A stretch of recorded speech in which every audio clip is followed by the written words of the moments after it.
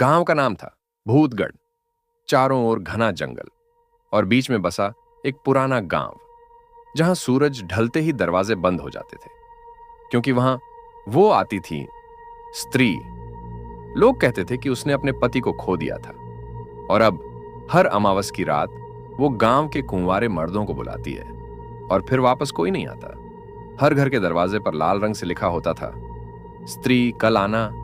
ये एक आखिरी कोशिश थी उसे रोकने की। गांव वालों का मानना था वो पढ़ती है और आदर का जवाब देती है। एक दिन गांव में आया एक नया लड़का, राहुल। वो इन बातों को सिर्फ अफवाह मानता था और उसी रात उसने जानबूझकर अपने दरवाजे पर कुछ नहीं लिखा। रात के ठीक 12 बजे एक स्याह साया उसके आंगन में उतरा।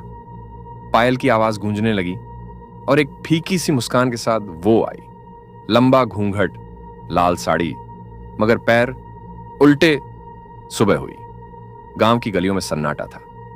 राहुल का दरवाजा खुला था और अंदर कोई नहीं था, बस जमीन पर एक लाल साड़ी का टुकड़ा और राख के निशान। गांव की सबसे बुजुर्ग औरत बोली, ये वही है जिसकी शादी से पहले मंगेतर ने धोखा दिया था। उसने कुएं में कूदकर जान दे दी और तब से उसकी आत्मा भटकती है, प्यार की तलाश में और बदले की आग में जलती हुई।